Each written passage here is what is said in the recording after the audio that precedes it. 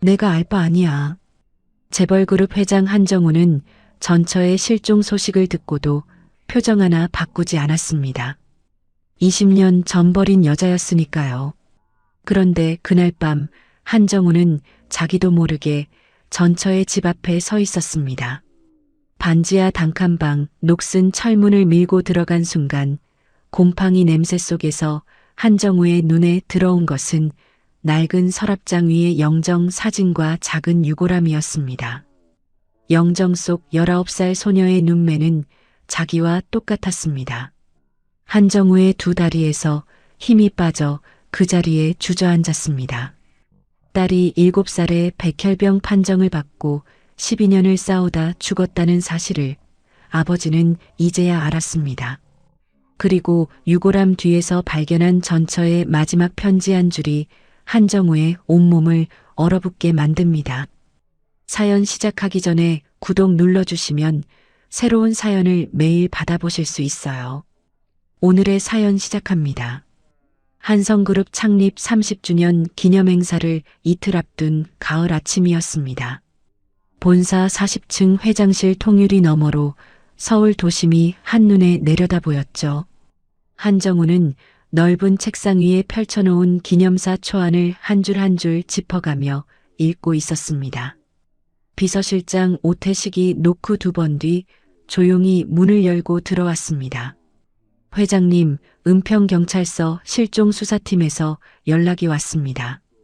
한정우는 초안에서 눈을 떼지 않았습니다.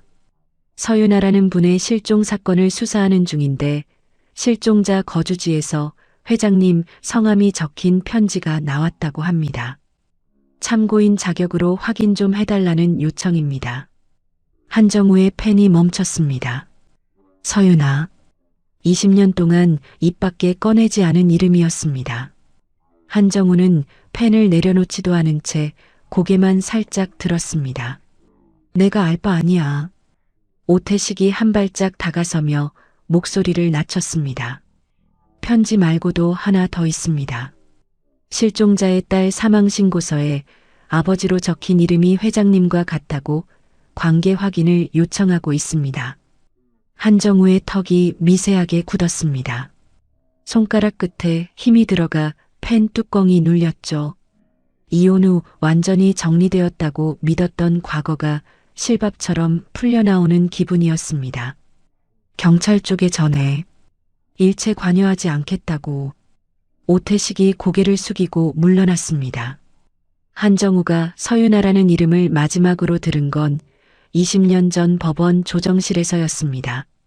32살이던 한정우는 재벌가 딸 최수영과의 재혼을 코앞에 두고 있었죠. 한성건설을 한성그룹으로 키울 발판이 필요했고 신화그룹과의 지분 동맹이 그 열쇠였습니다. 조정실에서 서윤아는 양육비도 위자료도 입에 올리지 않았습니다. 딸은 내가 키우겠습니다. 29, 대학도 중퇴한 상태에서 5살배기 딸을 안고 선 서윤아가 할 수 있는 말은 그것뿐이었습니다. 한정우의 변호사가 양육권 다툼으로 가면 아이한테 더 해롭다는 말로 서윤아를 짓눌렀고 서윤아는 법률적으로 싸울 돈도 방법도 없었습니다. 한정우는 그 사실을 알고 있었습니다. 알면서도 모른 척했죠. 이혼 뒤 한정우는 딸 서영의 존재를 잊은 것이 아니었습니다. 의도적으로 밀어냈습니다. 재혼 초기 최수연의 친정 신화그룹과 지분 동맹을 안정시키는 과정에서 전 결혼의 흔적은 철저히 지워야 했습니다. 세무팀이나 법률팀이 가족관계를 점검할 때마다 한정우는 같은 말을 되풀이했습니다. 전원관계권은 언급하지 마. 시간이 흐르자 딸에 대한 생각 자체를 불필요한 것으로 치워버렸습니다.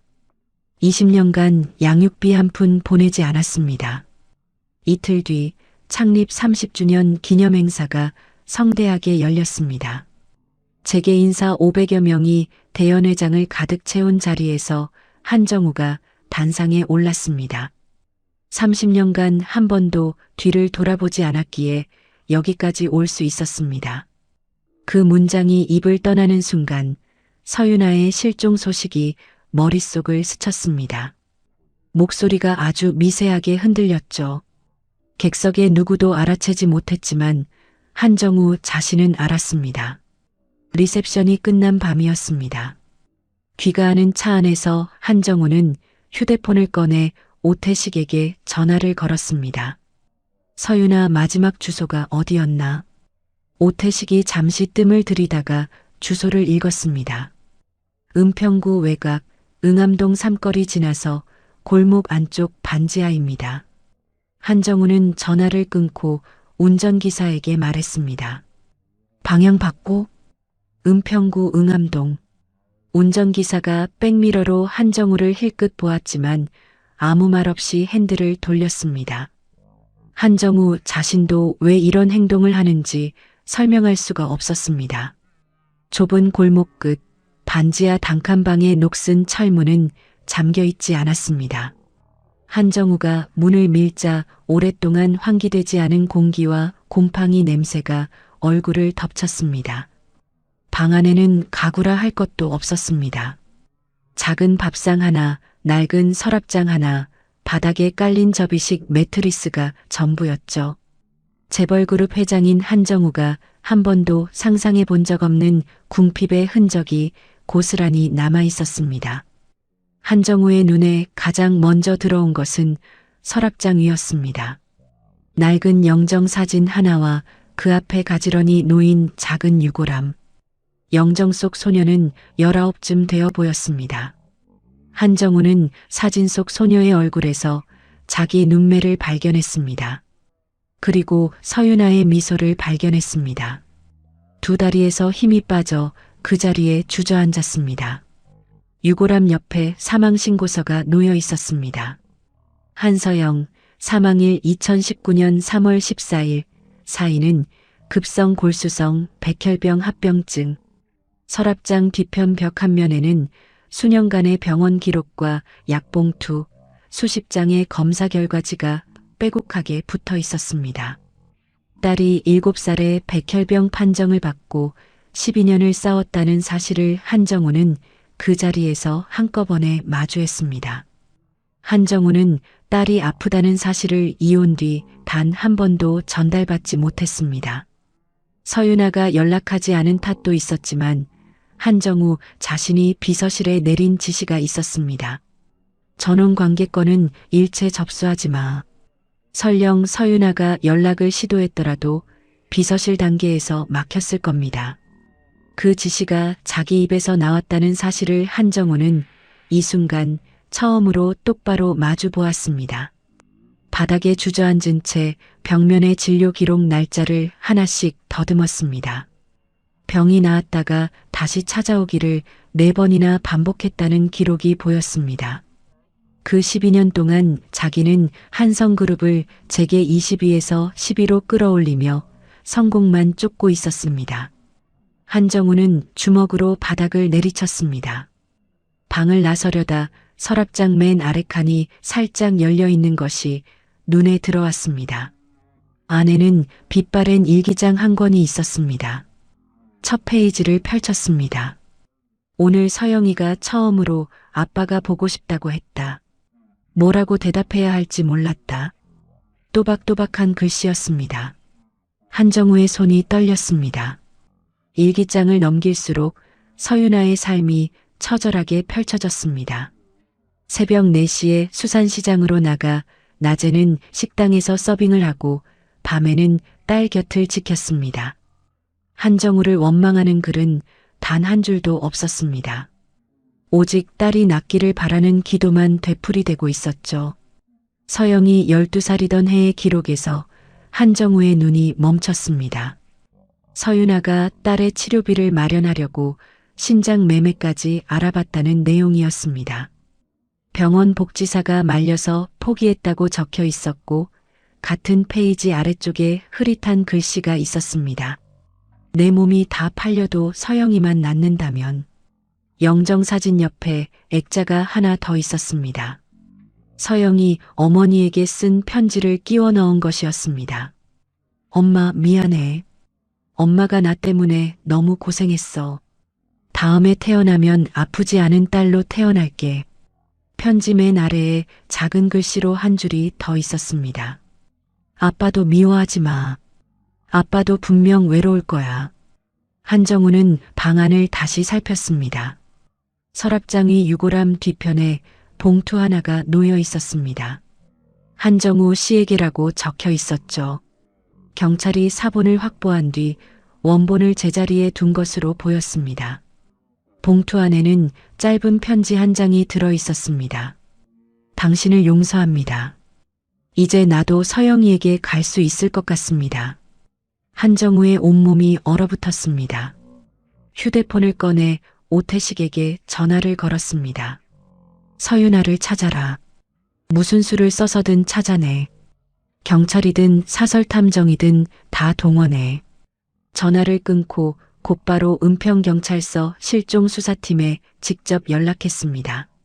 참고인 조사에 응하겠다. 수색 범위를 넓혀달라고 요청했습니다. 경찰서에서 조사를 받는 자리에서 한정우는 담당 수사관의 입을 통해 한 가지 사실을 알게 되었습니다. 실종 신고를 접수한 사람은 전통시장 반찬가게 사장 박순덕이었습니다. 서윤아와 2달간 연락이 끊기자 박순덕이 직접 반지하방을 찾아갔고 이미 집은 비어 있었습니다. 수사관이 신고 당시 박순덕의 진술을 읽었습니다. 이 사람한테는 가족이 아무도 없습니다. 제가 신고 안 하면 아무도 이 사람을 찾지 않습니다. 한정우는 경찰서를 나섰습니다. 가을바람이 얼굴을 스쳤지만 아무것도 느끼지 못했습니다. 자기가 버린 것이 단순한 가족이 아니었다는 사실을 비로소 똑바로 마주보고 있었습니다. 한 사람의 인생 전부였습니다. 그 인생이 자기가 눈을 돌린 20년 동안 처절한 고통의 연속이었다는 사실을 한정우는 경찰서 계단 위에 선 채 삼켰습니다. 경찰서를 나온 다음 날 아침 한정우는 오태식에게 서윤아의 실종 전 행적을 샅샅이 조사하라고 지시했습니다. 그리고 직접 은평구 전통시장으로 향했습니다. 시장 입구에 고급 승용차가 멈추자 지나가던 상인 몇몇이 고개를 돌렸습니다.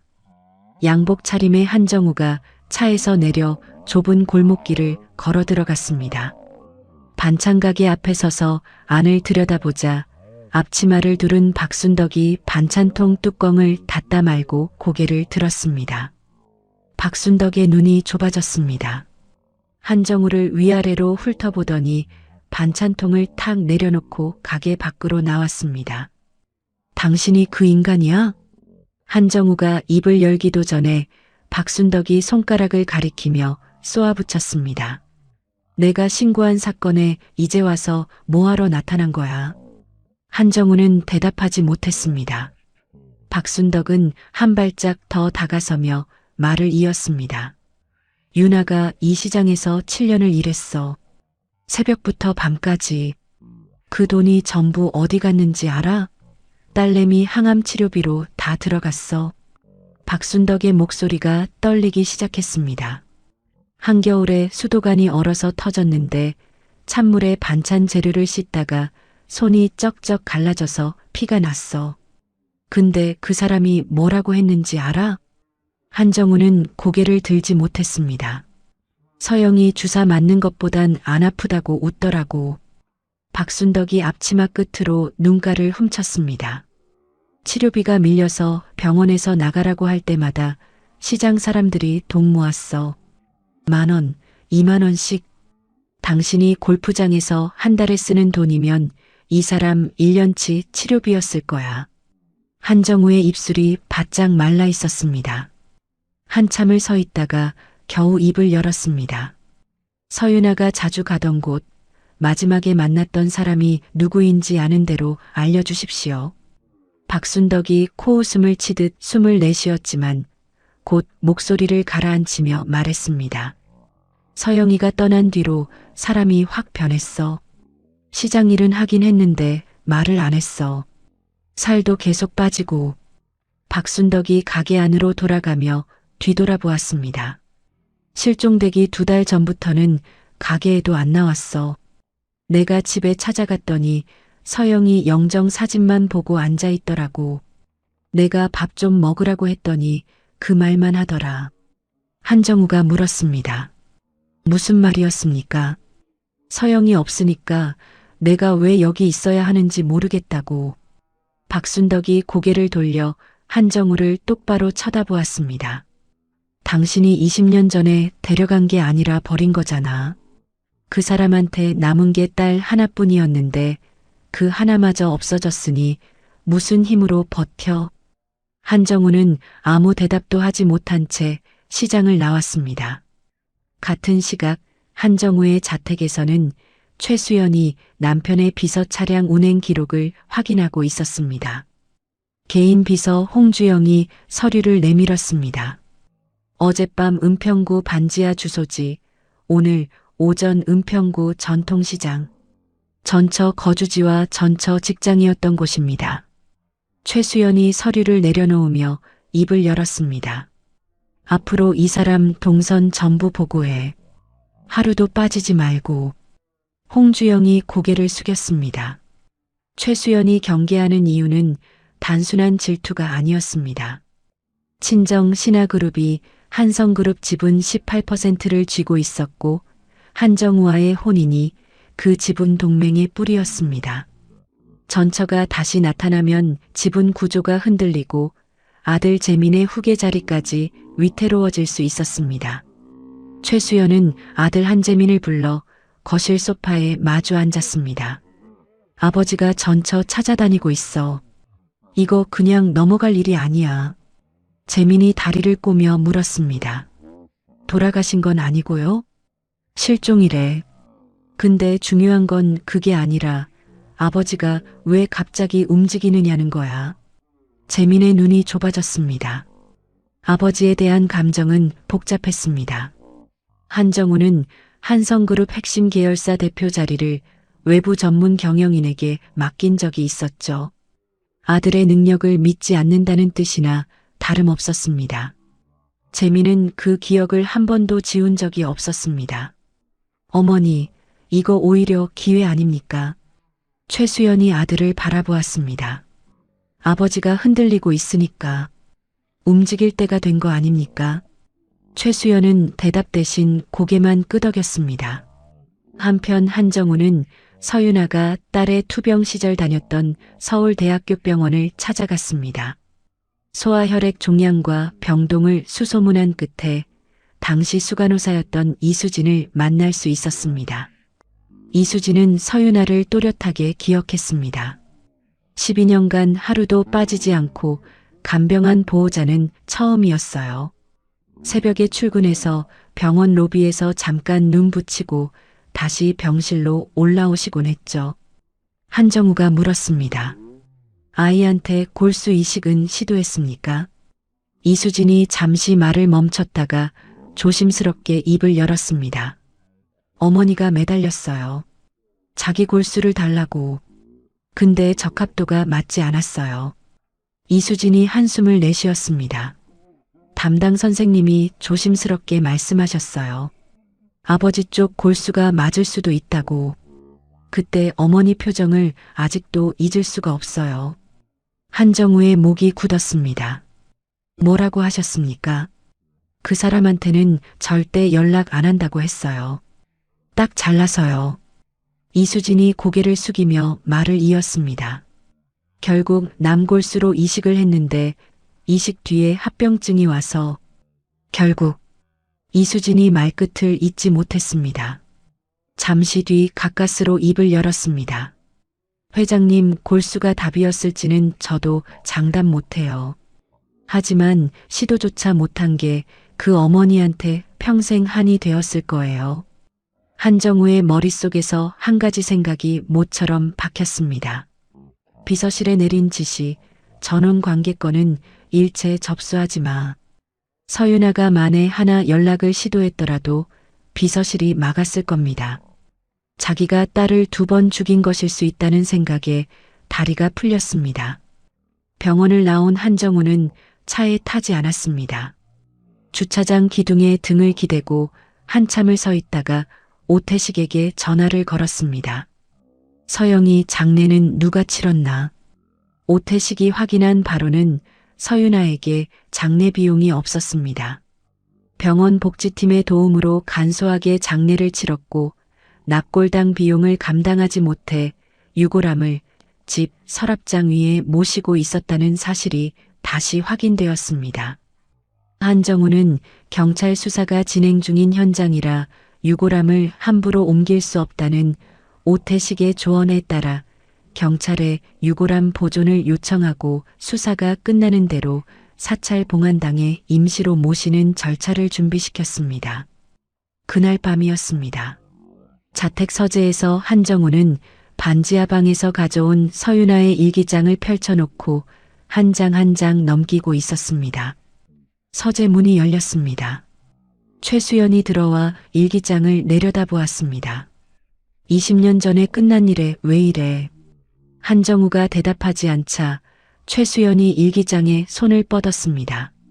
한정우가 일기장 위에 손을 얹어 막았습니다. 이건 내가 해결해야 할 문제야. 더 이상 묻지 마. 최수연의 눈이 가늘어졌습니다. 20년 결혼 생활에서 한정우가 이런 식으로 선을 그은 적은 한 번도 없었습니다. 최수연은 아무 말 없이 서재를 나갔습니다. 최수연이 나간 뒤 오태식이 전화를 걸어왔습니다. 수사 협조 과정에서 확인된 내용입니다. 서윤아 씨는 실종 2달 전부터 시장 일도 그만두고 집에서 아무도 만나지 않았습니다. 실종 당일 자택 근처 버스 정류장에서 마지막으로 찍힌 뒤 서울역까지 버스를 탔습니다. 한정우가 물었습니다. 서울역에서 어디로 갔나? 교통카드 기록으로 강릉행 기차를 탄 게 확인됩니다.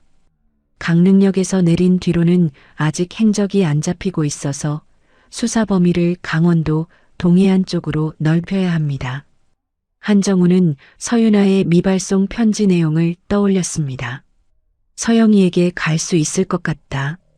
강원도행과 그 문장을 잇자 서윤아가 딸과의 추억이 있는 곳으로 향했을지 모른다는 생각이 스쳤습니다. 한정우는 일기장을 다시 뒤졌습니다. 서영이 투병 중에 한 말이 적힌 대목이 있었습니다. 양양 바닷가에서 엄마랑 그림 그리면서 살고 싶다. 서윤아가 서영에게 딱 한 번 양양 여행을 시켜준 적이 있다는 기록도 있었습니다. 한정우는 오태식에게 말했습니다. 수색 지역을 강릉에서 양양, 속초까지 좁혀 사설 탐정도 추가로 붙여. 이 과정에서 한정우의 신분이 시장 상인 일부와 경찰 관계자에게 알려지기 시작했습니다.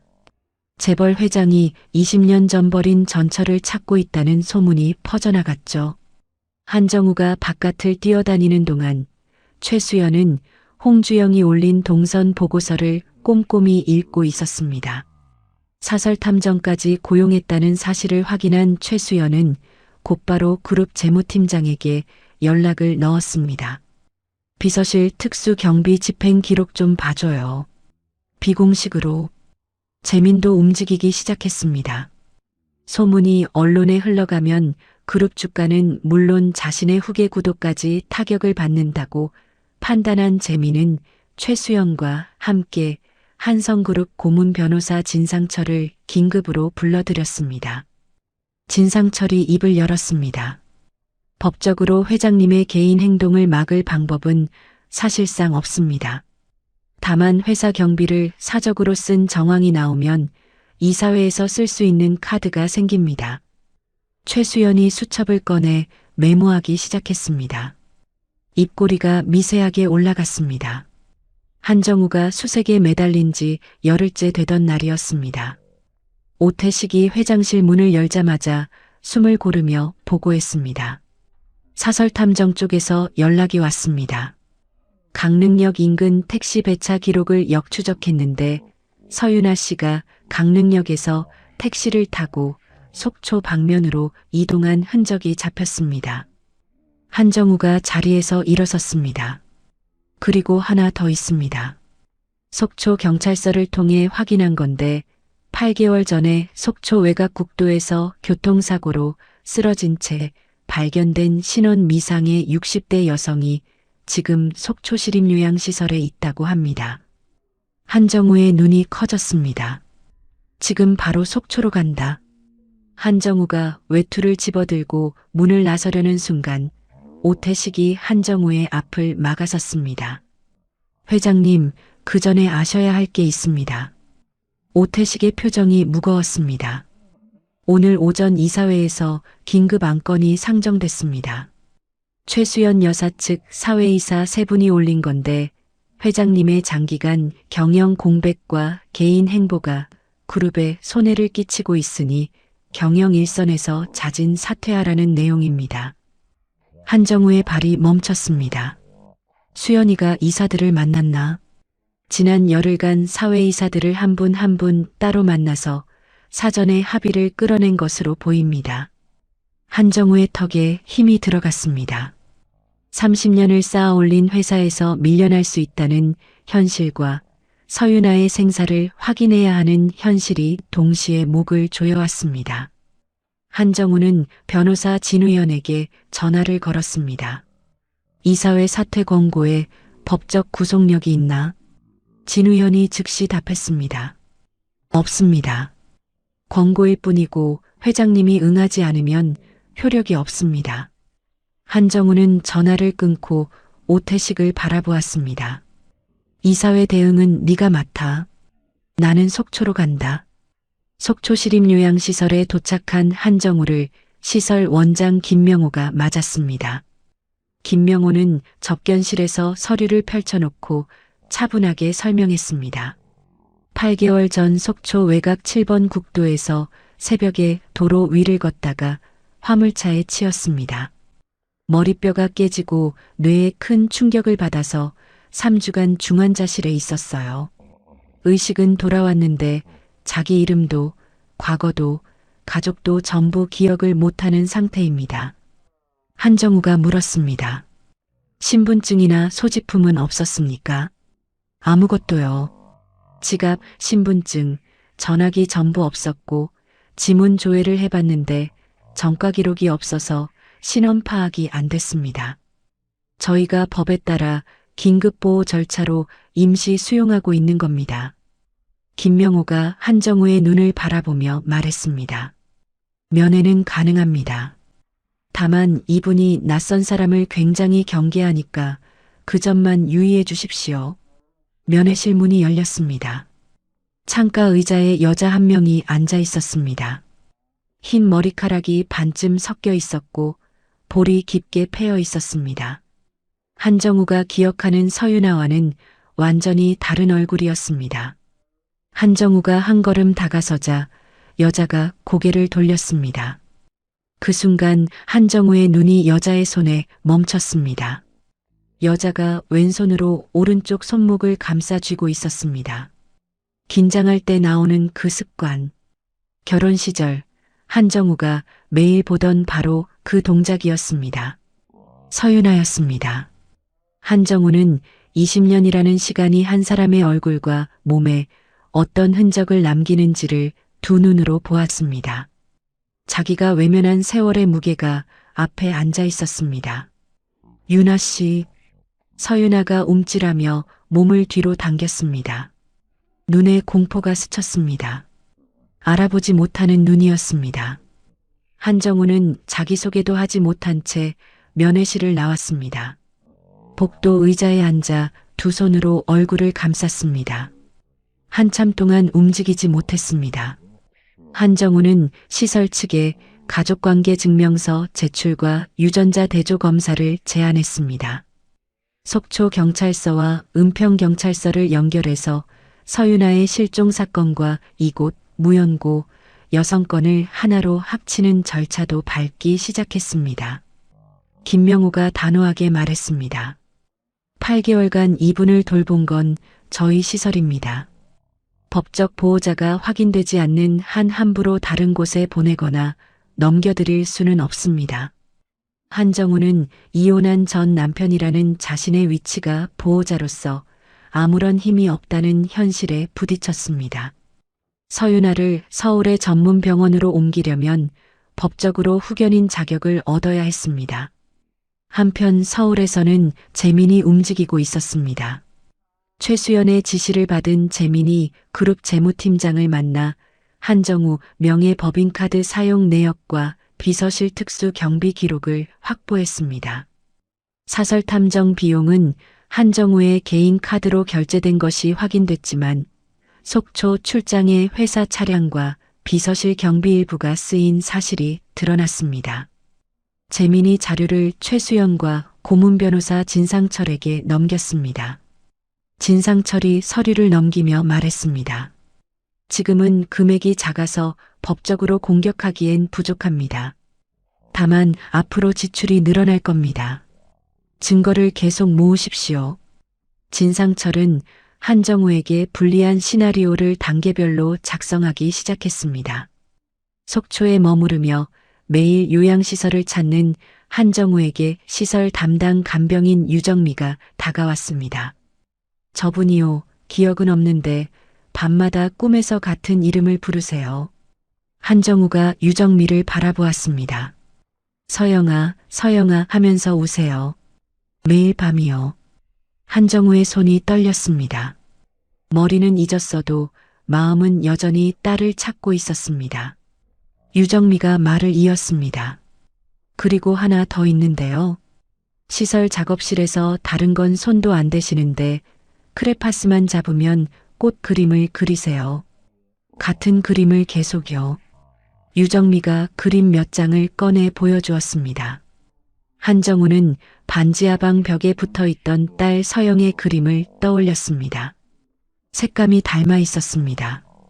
유전자 검사 결과가 2주 만에 나왔습니다.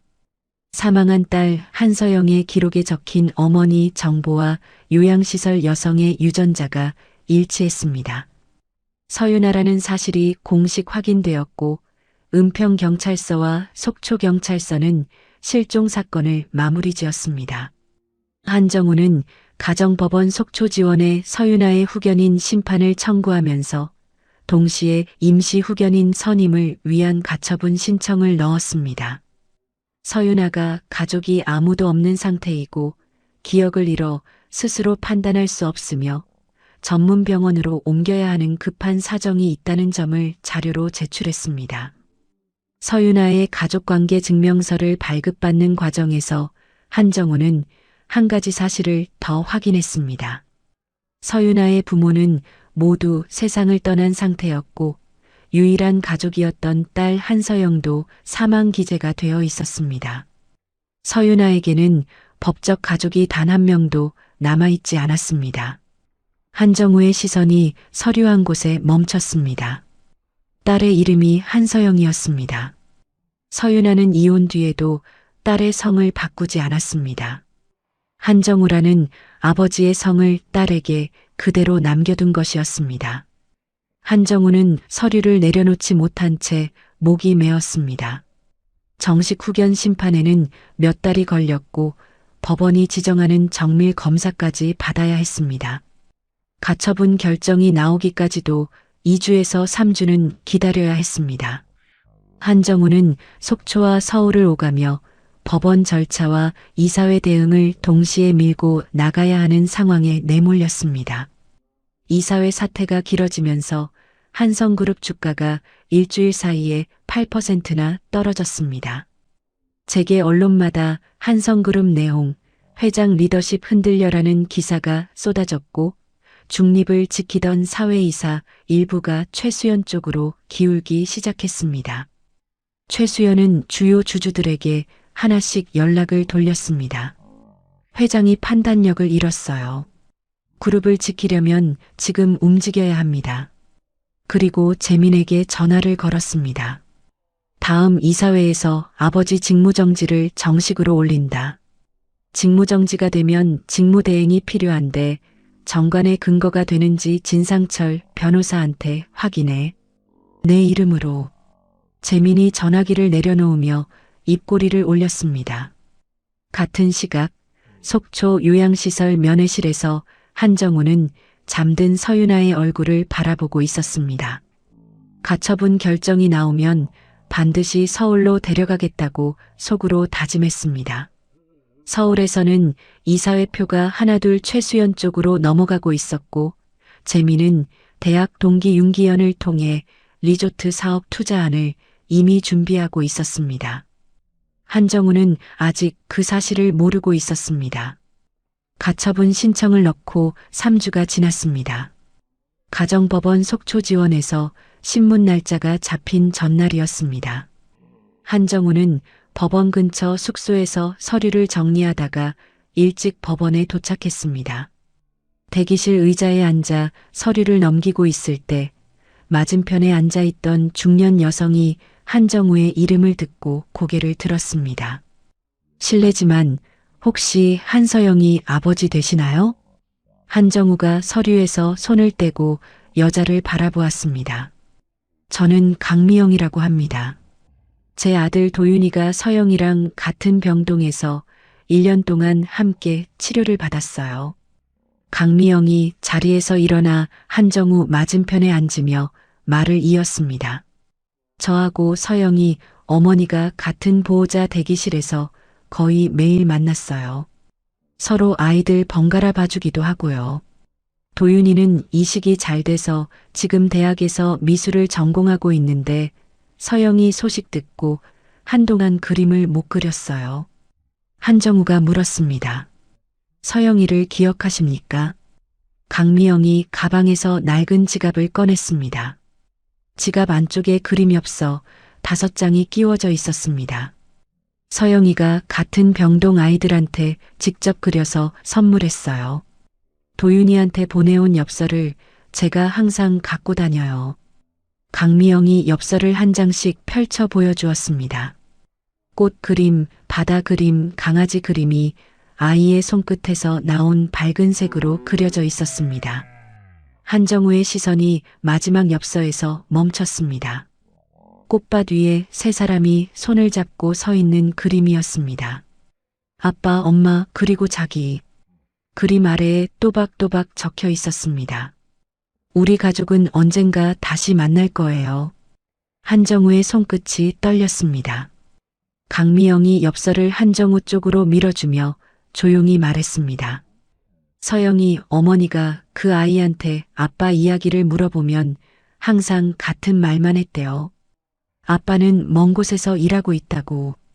서영이는 아버지를 원망한 적이 없었어요. 그냥 보고 싶어 했어요. 한정우는 엽서를 내려다보았습니다. 딸이 자기를 미워하지 않았다는 사실이 오히려 가슴을 더 깊이 찔렀습니다. 미움받았다면 차라리 나았을 겁니다. 이 아이는 만나본 적도 없는 아버지를 그리워하면서 꽃밭 그림을 그렸습니다. 한정우는 엽서를 두 손으로 받쳐들고 한참을 내려다보았습니다. 이 아이가 남긴 따뜻함을 헛되이 해서는 안 된다는 생각이 처음으로 또렷하게 섰습니다. 다음 날 신문 기일이었습니다. 법정에 선 한정우는 판사 앞에서 입을 열었습니다. 20년 전에 사업을 키우겠다는 욕심으로 아내와 어린 딸을 버렸습니다. 방청석이 조용해졌습니다.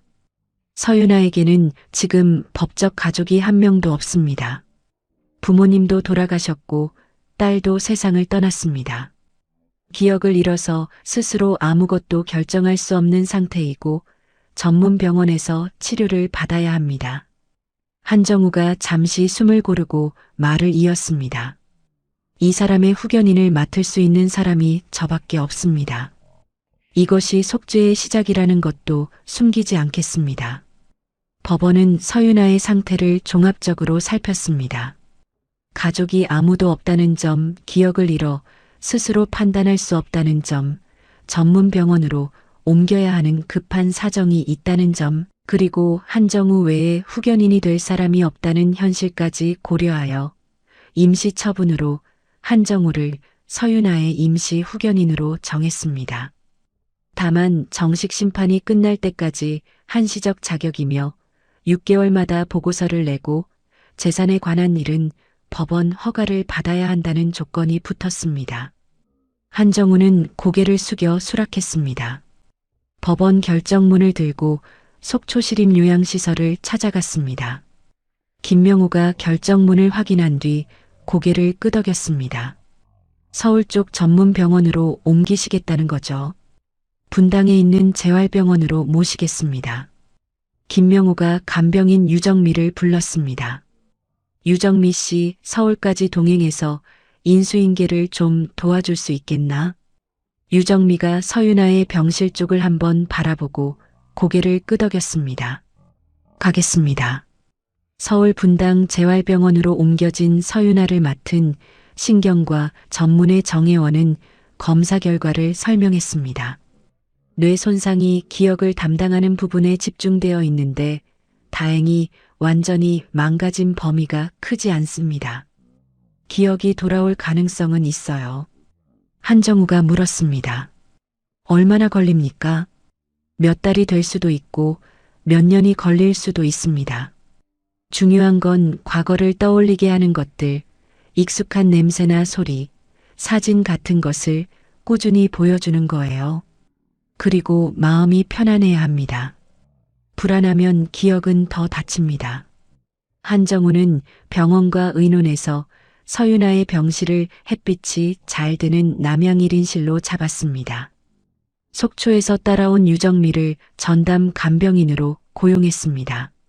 서윤아에게 유일하게 익숙한 사람이 유정미뿐이었기 때문입니다. 한정우도 매일 오전 면회 시간에 맞춰 병실을 찾았습니다. 말을 걸지 않았습니다. 서윤아 곁에 조용히 앉아 책을 읽거나 창밖을 바라보았습니다. 처음 2주 동안 서윤아는 한정우가 올 때마다 시선을 돌렸습니다. 경계심이 온몸에 배어 있었습니다. 한정우는 강요하지 않았습니다. 같은 자리에 앉아 같은 시간을 보내는 것을 반복했습니다. 2주째 되던 날이었습니다. 한정우가 병실 문을 열고 들어서자 서윤아가 고개를 살짝 돌려 한정우를 바라보았습니다. 짧은 시선이었지만 서윤아가 먼저 누군가를 쳐다본 것은 처음이었습니다. 유정미가 복도에서 한정우에게 귀띔했습니다. 이분이 시설에 온 뒤로 처음이에요. 스스로 누군가를 쳐다본 건. 한정우는 딸 서영의 그림 엽서를 액자에 넣어 서윤아의 침대 옆 탁자 위에 놓아두었습니다. 서윤아는 그 그림을 오래도록 바라보았습니다. 그러다 갑자기 손을 뻗어 액자를 가슴에 끌어안았습니다. 눈물이 흘러내렸습니다. 정혜원이 한정우에게 설명했습니다. 감정에 관련된 기억이 먼저 돌아오는 겁니다. 머리로는 모르지만 마음이 기억하는 거예요. 이런 자극을 꾸준히 주는 게 아주 중요합니다. 한정우의 부탁으로 강미영이 아들 도윤과 함께 병원을 찾았습니다. 도윤은 서영과 함께 찍은 병동 시절 사진 앨범을 가져왔습니다. 서윤아는 사진 속 딸의 얼굴을 손끝으로 더듬었습니다. 입술이 움직이며 알 수 없는 소리를 내었습니다. 정혜원이 한정우에게 고개를 끄덕여 보였습니다. 기억의 문이 열리기 시작하는 겁니다. 한정우는 서영의 일기장에 기록된 장소들을 하나씩 찾아다니기 시작했습니다. 서영이 처음 걸음마를 뗀 은평구 공원, 서윤아가 딸을 데리고 자주 갔던 북한산 입구의 분식집, 병원 근처 벚꽃길. 사진을 찍어와서 서윤아에게 보여주었습니다.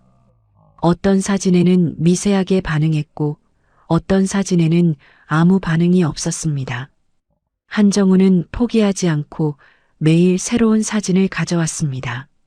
한편 서울에서는 최수연이 주요 주주들과 비공식 모임을 잡아 임시 이사회 소집을 밀어붙이고 있었습니다. 재미는 아버지가 빠진 틈을 타서 리조트 사업 투자안을 이사회에 올릴 준비를 하고 있었죠. 재민이 접촉한 리조트 시행사 대표 윤기현은 재민의 대학 동기였습니다. 자본금 5천만 원짜리 작은 회사를 운영하는 인물이었지만 재민은 윤기현의 사업 실력만 믿고 다른 속셈은 눈치채지 못했습니다. 한정우는 그룹 경영과 서윤아 간병 사이에서 몸이 두 동강 나는 기분이었습니다. 30년간 함께한 오태식에게 처음으로 속내를 꺼냈습니다. 태식아, 내가 인생에서 잘한 게 하나도 없다. 오태식이 잠시 침묵하다가 입을 열었습니다. 서윤아 씨 병원 일정이랑 법원 서류는 제가 맡겠습니다. 회장님은 이사회 쪽에 집중하십시오. 한정우가 오태식을 바라보았습니다. 오태식이 고개를 숙이며 덧붙였습니다. 지금 하고 계신 일이 잘하는 겁니다. 재활치료 한 달째 되던 날이었습니다. 작업치료 시간에 서윤아가 크레파스를 잡고 무의식적으로 꽃밭을 그리기 시작했습니다. 구도와 색감이 딸 서영의 그림 엽서와 놀라울 정도로 닮아 있어서 담당 치료사가 한정우를 급히 불렀습니다. 한정우는 서윤아의 그림을 바라보며 딸의 그림 솜씨가 어머니에게서 온 것이었음을 깨달았습니다. 정혜원이 한정우 옆에 서서 말했습니다.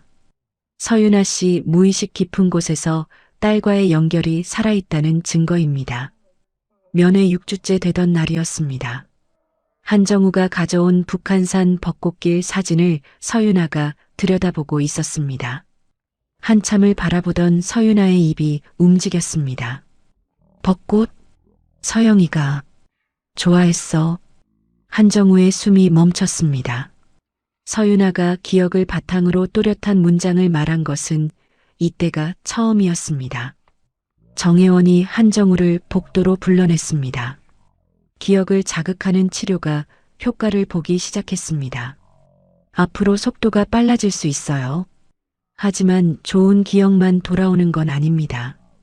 고통스러운 기억도 함께 올 겁니다. 마음 준비를 하셔야 합니다. 그날 저녁 면회 시간이었습니다. 서윤아가 한정우를 바라보았습니다. 떨리는 목소리가 흘러나왔습니다. 당신, 누구예요? 한정우는 입을 열었다가 다물었습니다. 겨우 한마디를 내뱉었습니다. 기다릴 테니까 천천히 기억해. 같은 시각 서울 한성그룹 본사에서는 재민이 임시 이사회 소집 절차를 마무리하고 있었습니다. 안건 목록에는 회장 직무정지 및 직무대행 체제 전환이 올라가 있었고 직무대행 후보란에는 재민의 이름이 적혀 있었습니다.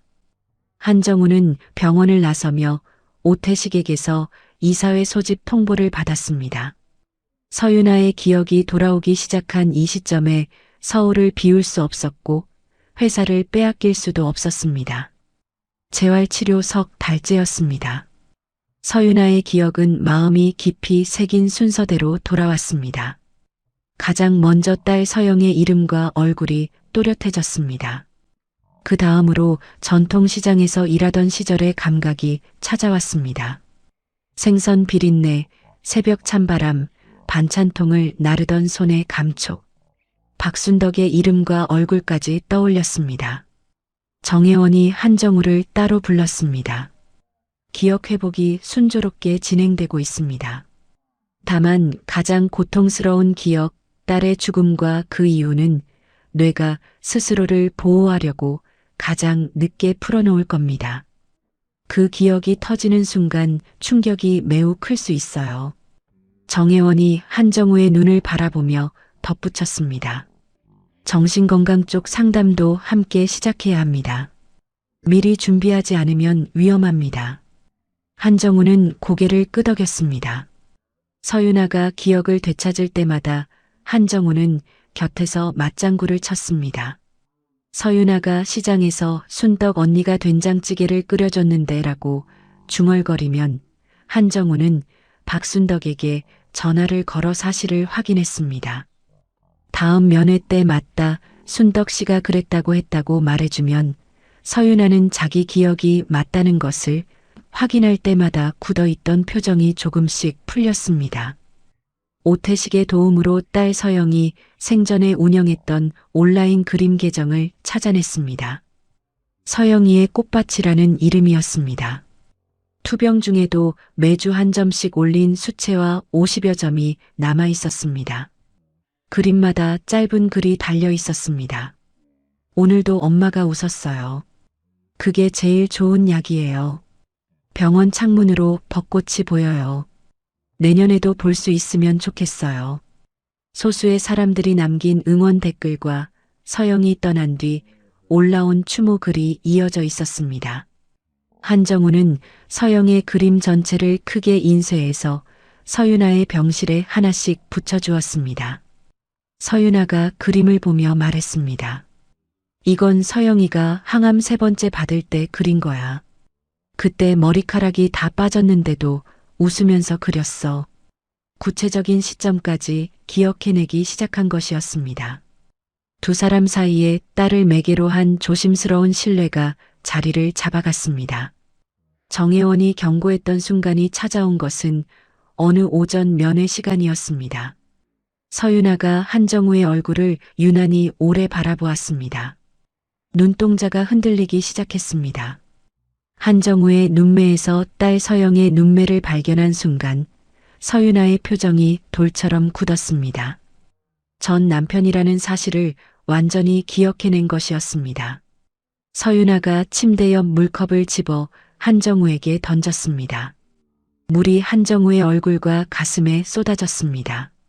서윤아는 탁자 위 물건들을 바닥에 쓸어버리며 소리를 질렀습니다. 혼자 키웠어. 혼자 간병했어. 혼자 장례 치렀어. 20년 동안 단 한 번도 안 왔잖아. 한정우는 물에 젖은 채 서 있었습니다. 피하지 않았습니다. 고개를 숙인 채 서윤아의 목소리를 받았습니다. 서윤아는 이후 사흘간 한정우의 면회를 거부했습니다. 병실 문을 잠그고 아무도 만나지 않았습니다. 유정미가 한정우에게 보고했습니다. 잠을 거의 못 주무세요. 서영이 그림을 벽에서 떼서 품에 안고 밤새 혼잣말을 하세요. 정혜원은 과거의 상처가 한꺼번에 의식으로 밀려오는 단계라고 판단했습니다. 자해 위험을 고려해 간호사가 24시간 서윤아를 지켜보도록 지시했습니다. 사흘째 밤이었습니다. 서윤아가 유정미에게 서랍에서 딸의 일기장을 가져다 달라고 했습니다. 일기장 마지막 페이지에 서영의 편지가 끼워져 있었습니다. 아빠를 미워하지 마세요. 엄마가 아빠를 미워하면 엄마 마음이 아플 거예요. 나흘째 아침 유정미가 한정우에게 전화를 걸었습니다. 면회 와도 된다고 하셨어요. 면회실에서 마주 앉은 서윤아의 눈이 부어 있었습니다. 서윤아가 먼저 입을 열었습니다. 용서는 못해. 근데 서영이 이야기는 듣겠어. 한정우는 그동안 모아온 것들을 하나씩 꺼냈습니다. 딸의 그림 엽서, 온라인 계정에 남긴 글, 강미영과 도윤이 전한 말, 수간호사 이수진의 이야기. 서윤아는 자기가 쓰러진 뒤에도 딸의 흔적이 세상에 남아있다는 사실에 눈물을 흘렸습니다. 한정우가 조심스럽게 말을 꺼냈습니다. 서영이 이름으로 재단을 만들고 싶다. 같은 병을 앓는 아이들을 돕는 재단. 서윤아는 오랫동안 아무 말이 없었습니다. 창밖을 바라보다가 고개를 돌려 한정우를 보았습니다. 서영이가 원했을 거야. 한정우는 재단 설립 자금으로 자기 개인명의 주식 일부를 파는 절차를 밟았습니다. 매각 전에 공인회계사를 통해 자산 확인 보고서를 만들었습니다. 이 돈이 회사 돈이 아니라 자기 돈이라는 것을 분명하게 기록으로 남겼습니다. 매각 대금 300억 원이 개인 통장에 들어온 뒤 재단 설립 출연금으로 옮기는 과정까지 빠짐없이 기록했습니다. 서영의 꽃밭 재단이 공식으로 설립되었습니다. 재단 이사장의 서윤아, 이사의 강미영과 간호사 이수진이 이름을 올렸습니다. 첫 번째 사업으로 소아암 아이들의 치료비를 돕는 일과 병을 이겨낸 아이들에게 예술 장학금을 주는 일이 발표되었습니다. 재단 설립 행사에서 첫 장학금 수여식이 열렸습니다. 휠체어에 앉은 서윤아가 소아암을 이겨낸 12살 여자아이에게 직접 장학증서를 건넸습니다. 아이가 서윤아에게 직접 그린 꽃 그림을 내밀었습니다. 서영이 언니 그림을 보고 저도 그림을 그리기 시작했어요. 행사장에 기립박수가 쏟아졌습니다. 박순덕도 시장 상인 대표 자격으로 참석했습니다. 서윤아를 끌어안으며 울먹였습니다. 서윤아가 박순덕의 등을 토닥이며 말했습니다. 언니, 내가 살아있어서 다행이야. 행사가 끝나고 병원으로 돌아가는 차 안에서 서윤아가 창밖을 보며 말했습니다. 서영이가 이 모습을 봤으면 좋았을 텐데. 한정우가 운전대를 잡은 채 답했습니다. 보고 있을 거야. 두 사람은 말없이 같은 방향을 바라보았습니다. 재단 설립 발표 직후부터 최수연의 움직임이 빨라졌습니다. 최수연은 한정우가 주식을 팔 때 사용한 개인 증권 통장과 과거 그룹법인 통장 사이에 여러 차례 돈이 오간 기록이 있다는 점을 잡아냈습니다. 최수연이 고문 변호사 진상철에게 지시했습니다. 개인 돈이랑 회사 돈이 섞여 있다는 논리를 만들어 그걸로 고발장을 써. 진상철은 한정우의 개인 통장과 법인 통장 사이 과거 거래 기록에서 월급이나 배당금을 받은 정당한 맥락을 일부러 빼고 금액만 늘어놓았습니다. 돈이 뒤섞여 있다는 인상을 최대한 키운 자료를 만들어냈습니다. 최수연이 자료를 확인하며 고개를 끄덕였습니다. 고발장 접수해. 빨리. 그리고 재민이한테 이사회 소집 서두르라고 해. 고발로 묶어놓고 이사회에서 끝내는 거야. 재단 행사의 여운이 채 가시지 않은 2주 뒤였습니다. 자택 서재로 돌아온 한정우에게 오태식이 전화를 걸었습니다. 회장님, 최수연 여사가 서울중앙지검에 회장님을 고발했습니다. 회사 돈을 빼돌렸다는 혐의입니다. 동시에 재민 씨가 다음 주 임시 이사회를 소집해서 직무정지안을 올릴 예정입니다. 한정우는 잠시 눈을 감았다가 떴습니다. 재민이 리조트 사업 자료 전부 준비해라. 검찰 고발장이 접수되고 2주가 지났습니다. 서울중앙지검 수사관 2명이 한성그룹 본사 회장실에 출석 요구서를 들고 나타났습니다. 한정우는 변호사 진우연을 배석시킨 자리에서 출석 일정을 일주일 뒤로 잡았습니다. 그리고 오태식에게 전화를 걸었습니다. 3일 뒤 임시 이사회에 내가 직접 나간다. 임시 이사회 당일이었습니다. 대회의실에 이사 11명이 자리를 잡았습니다. 최수연 측이 상정한 안건은 단순한 해임이 아니었습니다. 경영 판단 능력 부재에 따른 직무정지 및 직무대행 체제 전환. 직무대행 후보에는 재민의 이름이 올라가 있었습니다. 한정우가 자리에서 일어나 발언권을 요청했습니다. 최수연 측 사회이사가 손을 들며 말했습니다. 고발당한 분이 이 자리에서 발언하시면 이해 충돌 문제가 생깁니다. 다른 사회이사 2명이 동조했습니다. 발언권 제안이 표결에 붙여졌고 한정우의 입은 막혔습니다. 직무정지안이 올라갔습니다. 찬성 7, 반대 4. 한정우는 자기가 30년간 세운 회사에서 하루아침에 모든 권한을 잃었습니다. 이사회가 끝나자마자 재민이 회장실로 올라갔습니다. 회장 의자에 앉아 첫 번째 지시를 내렸습니다. 오태식 비서실장 해임해. 오태식은 순순히 비서실을 비웠습니다. 그러나 해임되기 전 비서실장으로서 업무상 접근할 수 있는 자료를 이미 정리해둔 상태였습니다. 재민의 리조트 사업 관련 핵심 서류, 윤기현 시행사와의 계약서, 자금 이체 기록, 재민과 윤기현의 통화 녹취, 개인 저장소와 공증사무소에 이중으로 백업을 마친 뒤였습니다. 오태식은 비서실을 떠나면서도 한정우와의 연락을 끊지 않았습니다. 한정우의 직무정지와 검찰 고발 소식이 언론에 쏟아졌습니다. 재벌 회장, 전처에게 회사 돈 수백억 유용 의혹. 자극적인 제목이 포털 첫 화면을 도배했습니다. 일부 언론은 서윤아의 과거 사진과 반지하방 사진까지 실었습니다. 최수연의 개인 비서 홍주영이 최수연의 지시를 받고 언론사에 자료를 흘린 결과였습니다.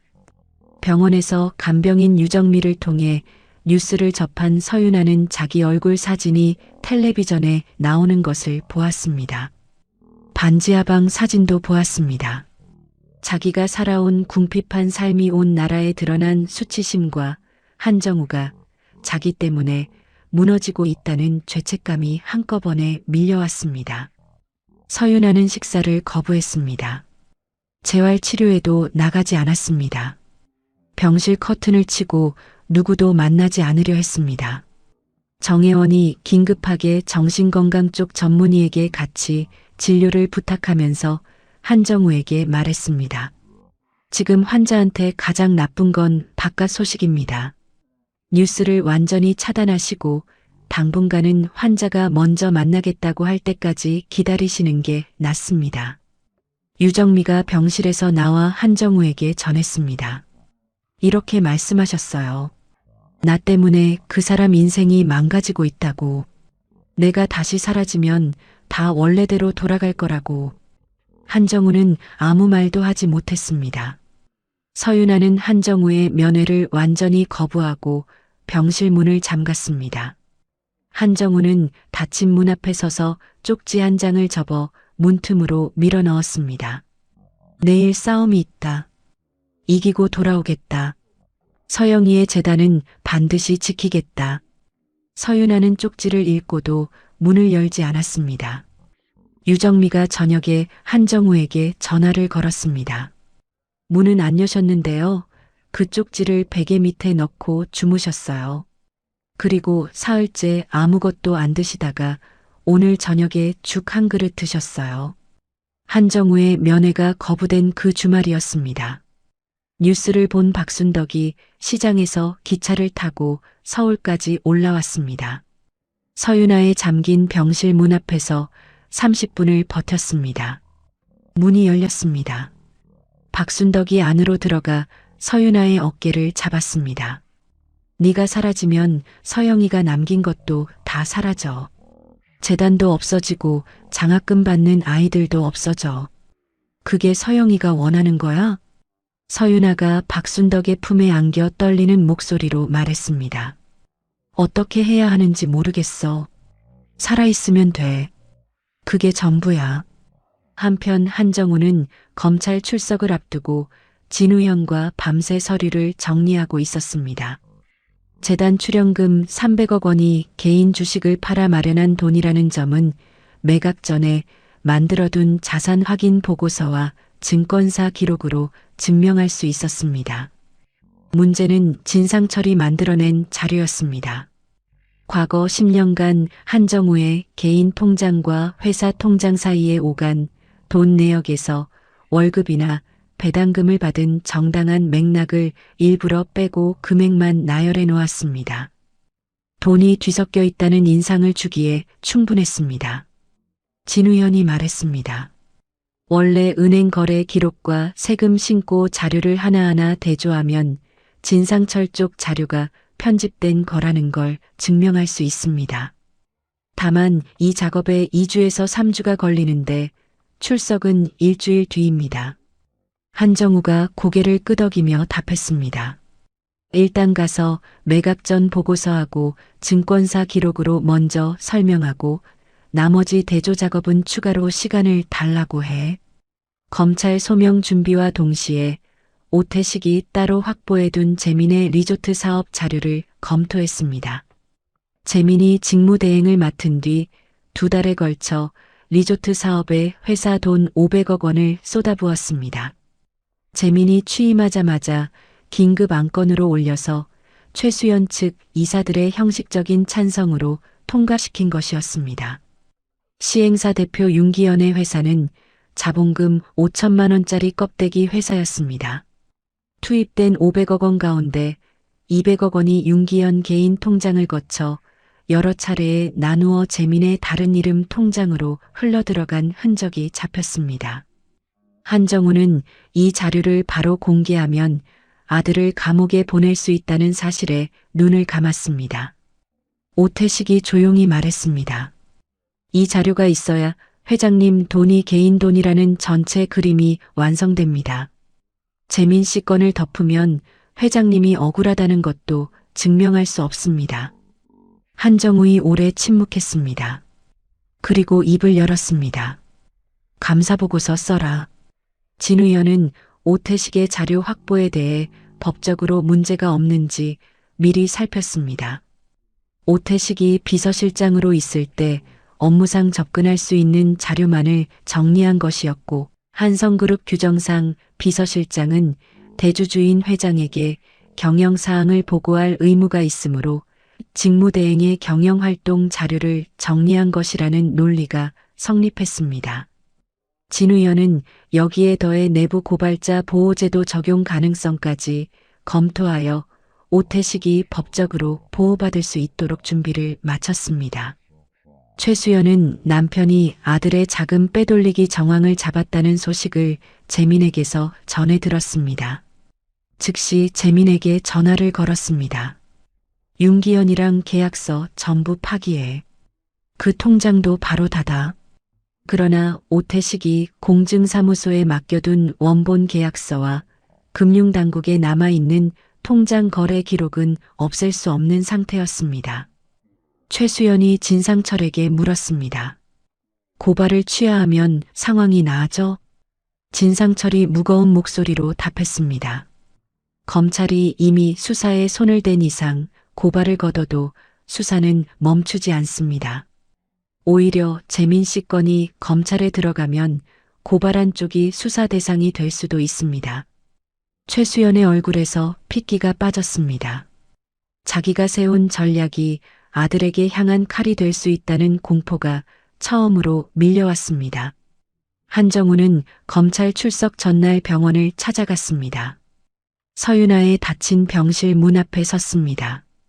쪽지 한 장과 서영의 그림 엽서, 복사본을 함께 문틈으로 밀어 넣었습니다. 꽃밭 위에 세 사람이 손을 잡고 서 있는 그 그림이었습니다. 유정미가 저녁에 전화를 걸어왔습니다. 그림 엽서를 꺼내서 한참 보시더니 벽에 다시 붙이셨어요. 한정우는 자택 서재에 홀로 앉았습니다. 서영의 원본 그림 엽서를 꺼내 들었습니다. 회사도 가족도 모두 잃을 수 있는 자리에 서 있었습니다.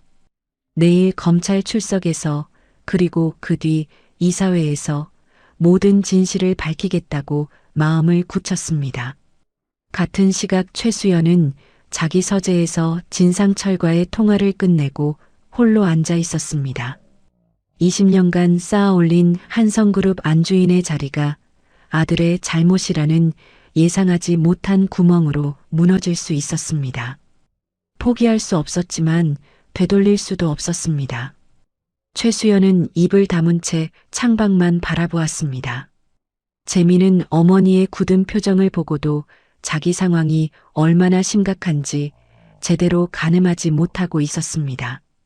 아버지가 이 자료를 꺼내면 자기 아들을 감옥에 보내는 거잖아요. 그걸 참아 하겠어요? 재민은 그렇게 믿고 있었습니다. 검찰 출석 당일 오전이었습니다. 한정우는 변호사 진우형과 함께 서울중앙지검에 들어갔습니다. 4시간에 걸친 조사가 이어졌습니다. 한정우는 재단에 넣은 300억 원의 출처를 3가지 자료로 설명했습니다. 주식을 팔기 전에 만들어둔 자산 확인 보고서, 증권사의 매각 기록, 개인 통장 입출금 내역. 진우현이 추가로 서류를 내밀었습니다. 고발인 측이 제출한 자료와 원본 은행 기록을 대조해 보시면 고발인 측 자료에서 월급 수령과 배당금 이체 내역이 빠져 있는 것을 확인하실 수 있습니다. 의도적으로 편집된 자료입니다. 수사관이 두 자료를 나란히 펼쳐놓고 대조하기 시작했습니다. 한정우는 여기서 멈추지 않았습니다. 가방에서 두꺼운 서류 한 묶음을 더 꺼내 수사관 앞에 놓았습니다. 이것은 한성그룹 대주주로서 회사 재산을 지키기 위한 내부 고발 자료입니다. 재민이 직무대행 기간에 집행한 리조트 사업 500억 원의 자금 흐름이 담겨 있었습니다. 윤기현의 껍데기 회사를 거쳐 200억 원이 여러 차례에 나뉘어 재민의 다른 이름 통장으로 흘러들어간 경로가 도식으로 정리되어 있었습니다. 진우현이 덧붙였습니다. 이 자료를 확보한 오태식 전 비서실장에 대해 내부 고발자 보호제도 적용을 함께 신청합니다. 검찰 출석 3일 뒤 한정우는 한성그룹 이사회에 긴급 안건 상정을 요청했습니다. 재민 측에서 즉시 반발했습니다. 직무정지된 사람이 안건을 올릴 수 있습니까? 진우현이 서류를 내밀며 답했습니다. 정관에 따라 일정 지분 이상 보유한 대주주의 안건 상정권은 직무정지와 무관하게 유효합니다. 이사회가 소집되었습니다. 한정우가 발언권을 요청하자 재민과 최수연 측 이사들이 또다시 반대했습니다. 그때 사회이사 가운데 가장 나이가 많은 원로 이사가 손을 들었습니다. 대주주가 특별감사를 요청하는데 당사자 말도 안 듣고 표결하면 절차에 문제가 있습니다. 30분만 들이십시오. 한정우에게 30분의 시간이 주어졌습니다. 한정우는 발언대에 섰습니다. 먼저 재단 출연금 300억 원의 출처가 개인 주식 매각 대금이라는 것을 증명하는 회계사 보고서를 이사 전원에게 돌렸습니다. 그리고 대형 화면을 켰습니다. 재민이 집행한 리조트 사업 500억 원의 돈 흐름이 떠올랐습니다. 회사 통장에서 윤기현 시행사로 빠져나간 돈, 윤기현 개인 통장을 거쳐 여러 차례에 걸쳐 총 200억 원이 재민의 다른 이름 통장으로 흘러들어간 경로. 화살표와 숫자가 하나씩 이어질 때마다 대회의실이 조용해졌습니다. 재민이 자리에서 벌떡 일어났습니다. 이건 아버지가 자기 혐의를 벗으려고 아들을 희생양으로 만드는 겁니다. 한정우가 오태식에게 눈짓했습니다. 오태식이 서류 뭉치를 이사 전원에게 나눠주었습니다. 공증사무소에 보관해둔 원본 계약서였습니다. 윤기현 시행사와 재민의 서명이 나란히 찍힌 이면 계약서와 다른 이름 통장의 거래 내역이 빼곡하게 담겨 있었습니다. 최수연 측 사회이사들이 서류를 넘기다가 하나둘 고개를 돌렸습니다. 재민의 얼굴에서 핏기가 빠졌습니다. 이사회는 한정우의 직무정지를 즉시 해제하고 재민의 직무대행 자격을 박탈하는 표결을 진행했습니다. 찬성 9, 반대 2. 이어서 리조트 사업 전체 자금에 대해 외부 대형 회계법인에 특별감사를 맡기기로 결정했습니다. 한정우가 이사 전원을 바라보며 말했습니다. 복귀하되 책임을 지겠습니다. 1년 안에 경영을 전문 경영인에게 넘기는 구조로 바꾸겠습니다. 2주에 걸쳐 외부 감사가 진행되었습니다. 재민의 리조트 자금 200억 원이 되돌아온 것이 사실로 확인되었습니다.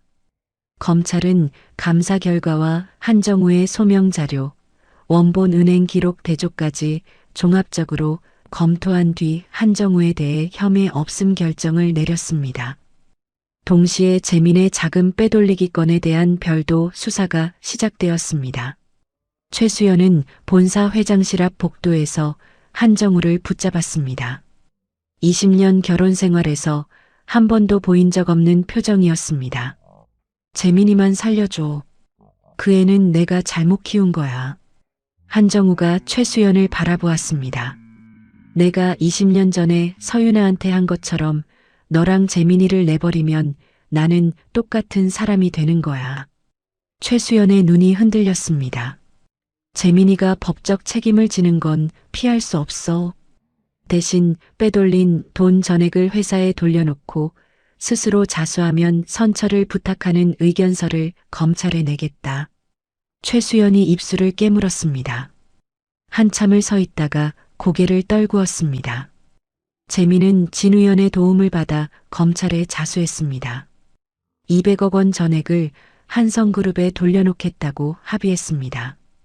한정우가 접견실에 면회를 갔습니다. 재민이 고개를 숙인 채 말했습니다. 아버지처럼 되고 싶었는데 제일 나쁜 부분만 닮았습니다. 어머니 기대에 부응하려고 무리한 게 핑계가 안 된다는 거 압니다. 한정우가 재민의 맞은편에 앉아 입을 열었습니다.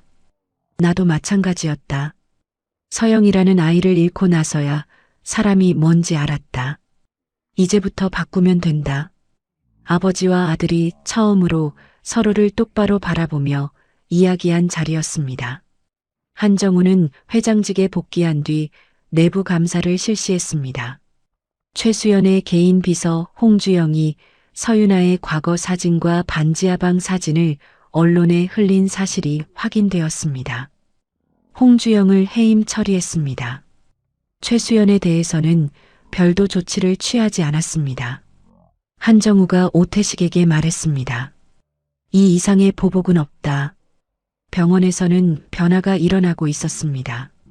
박순덕의 설득과 한정우가 이사회에서 복귀했다는 소식을 유정미를 통해 전해 들은 서윤아가 닫아두었던 커튼을 열었습니다. 재활치료에 다시 나가기 시작했습니다. 한정우가 일주일 만에 병실을 찾아왔을 때 서윤아는 문을 열어둔 채 침대에 앉아 있었습니다. 한정우가 문 앞에 서자 서윤아가 먼저 입을 열었습니다. 당신이 싸우는 동안 나만 도망치려 했어. 미안해.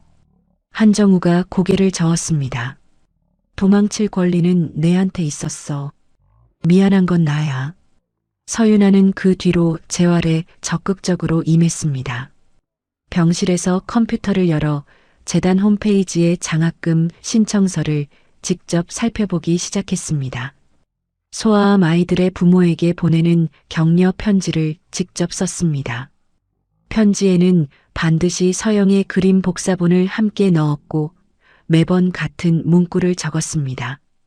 이 그림을 그린 아이의 엄마입니다. 여러분의 아이는 혼자가 아닙니다. 한정우는 복귀 후 첫 공식 결정으로 1년 안에 회장직에서 물러나겠다고 이사회에서 발표했습니다. 전문 경영인을 뽑는 절차를 시작하면서 남은 시간을 재단 운영과 서윤아의 완전한 회복에 쓰겠다고 밝혔습니다. 서윤아의 기억이 거의 다 돌아온 시점이었습니다. 정혜원이 서윤아에게 퇴원 판정을 내렸습니다. 더 이상 병원에 계실 필요는 없습니다. 다만 정기적으로 진료를 받으셔야 하고 무엇보다 편안하게 지낼 수 있는 곳이 필요합니다. 한정우가 서윤아에게 말했습니다. 원하는 곳 어디든 집을 마련하겠다. 서윤아가 잠시 생각하다가 답했습니다. 서영이가 일기장에 그려놓은 바닷가 마을에서 살고 싶어. 한정우는 그 말을 듣는 순간 서영의 일기장 속 문장을 떠올렸습니다. 양양 바닷가에서 엄마랑 그림 그리면서 살고 싶다. 서윤아가 한정우를 바라보며 말했습니다. 용서는 아직 모르겠어. 근데 서영이의 꽃밭은 같이 가꾸자. 한정우가 고개를 끄덕였습니다. 은퇴 준비와 함께 한정우는 최수연에게 이혼을 꺼냈습니다. 더 이상 서로 묶여 있을 이유가 없어. 최수연은 재산을 나누는 조건을 따지겠다고 했고 양쪽 변호사를 통해 최수연이 결혼 기간 동안 기여한 몫에 맞는 재산을 받는 조건으로 이혼이 성립되었습니다. 20년 전 서윤아가 아무것도 받지 못하고 쫓겨나다시피 한 것과는 달랐습니다. 그날 밤 한정우는 오태식에게 전화를 걸었습니다. 양양 바닷가 마을에 작은 집 하나 알아봐줘. 큰 집 아니어도 돼. 마당에 꽃밭 가꿀 수 있고 바다 보이는 집이면 돼. 오태식은 전화기 너머에서 잠시 아무 말이 없었습니다. 알겠습니다. 한성그룹 회장직 은퇴를 발표한 지 6개월이 지났습니다.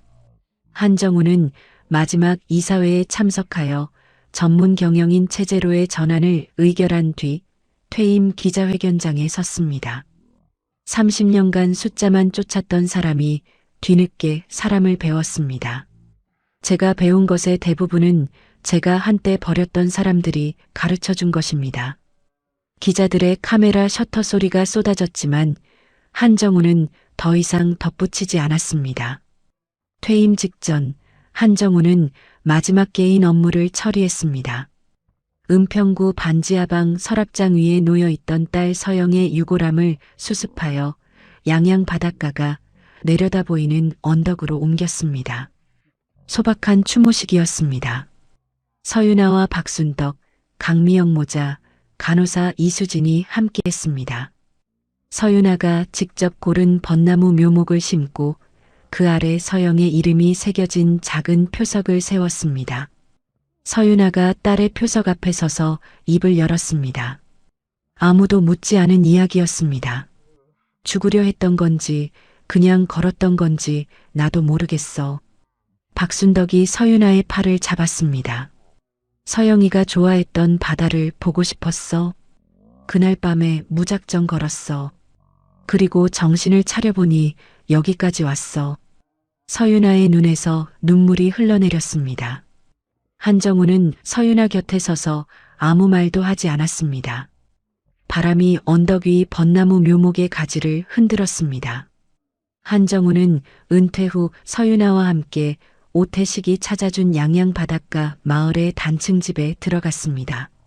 서윤아는 같은 지붕 아래 사는 것을 거부했습니다. 옆에 딸린 별채에서 지낼게. 한정우는 아무 말 없이 고개를 끄덕이고 본체에서 홀로 지내기 시작했습니다. 두 사람의 일상은 천천히 자리를 잡아갔습니다. 한정우는 아침마다 바다를 보며 산책했고 서윤아는 별채에서 딸이 즐겨 그리던 수채화를 따라 그리기 시작했습니다.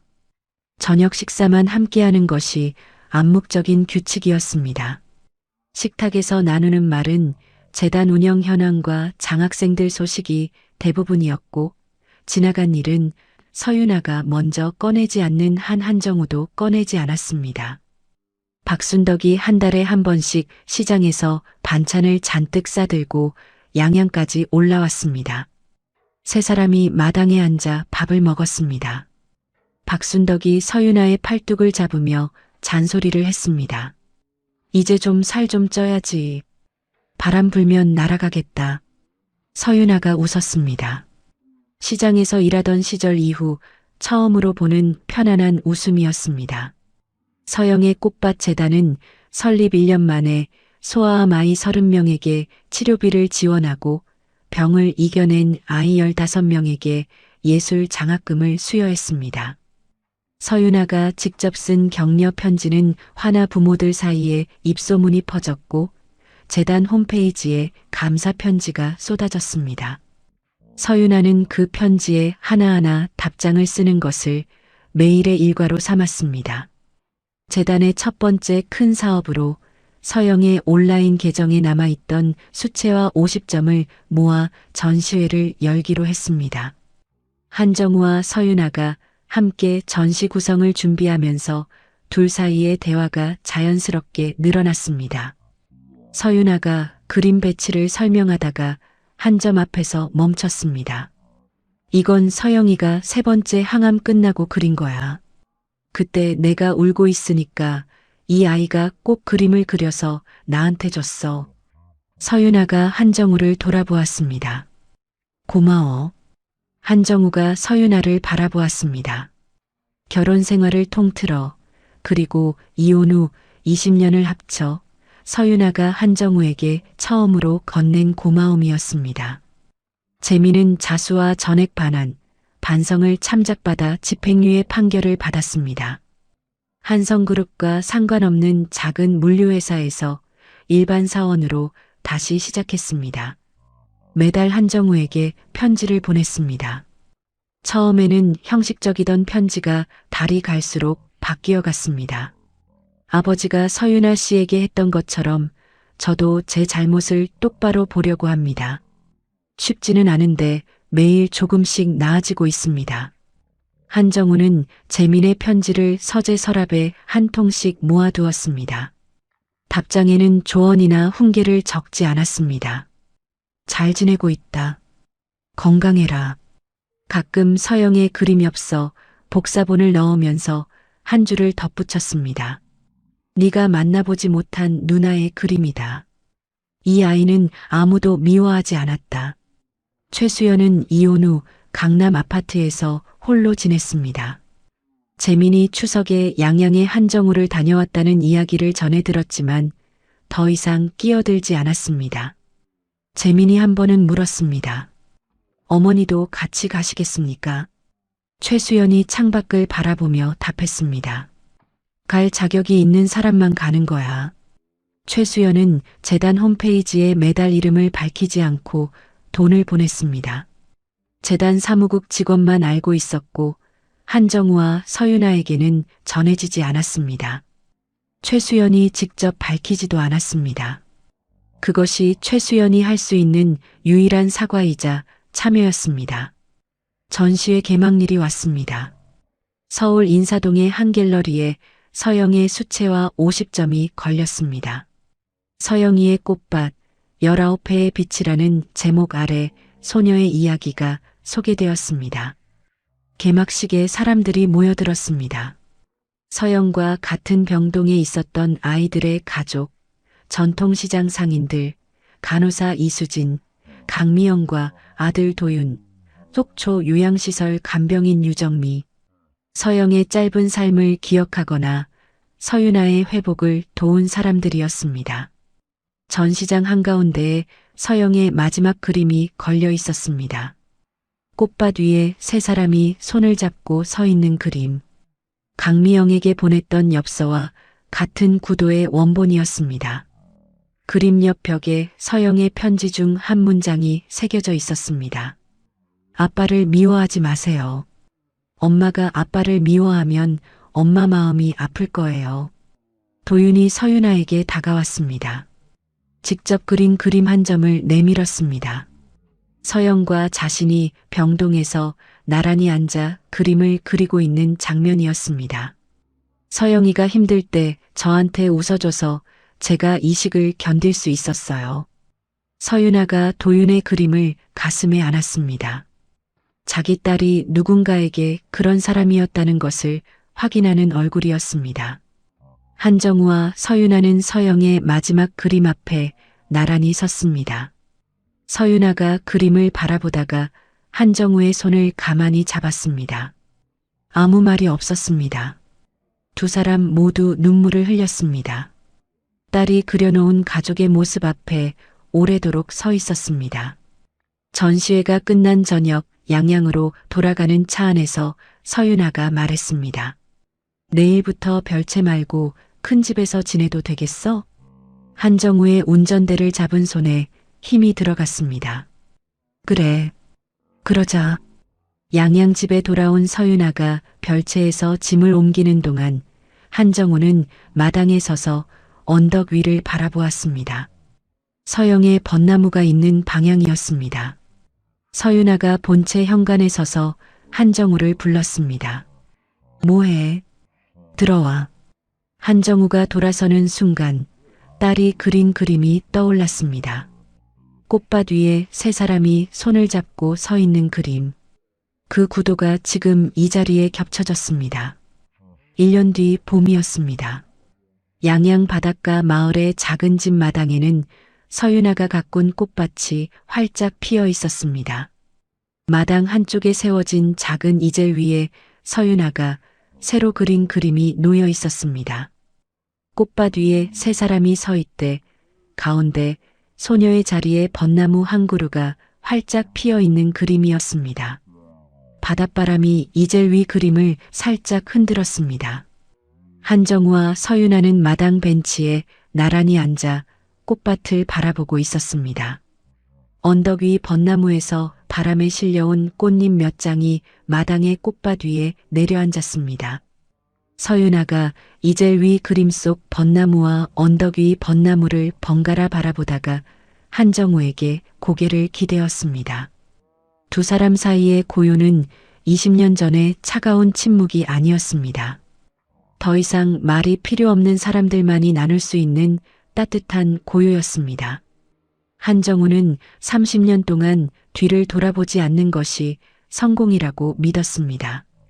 그 믿음이 한 여자의 인생을 무너뜨렸고 한 아이의 마지막 소원을 외면하게 만들었습니다. 서윤아는 20년 동안 단 한 번도 원망하는 말을 남기지 않았습니다. 새벽 수산시장에서 손이 갈라져 피가 나도, 치료비가 없어 병원에서 쫓겨날 때도, 딸의 장례를 혼자 치를 때도 한정우를 탓하지 않았습니다. 대신 딸의 유골함을 서랍장 위에 모시고 매일 꽃 그림을 그렸습니다.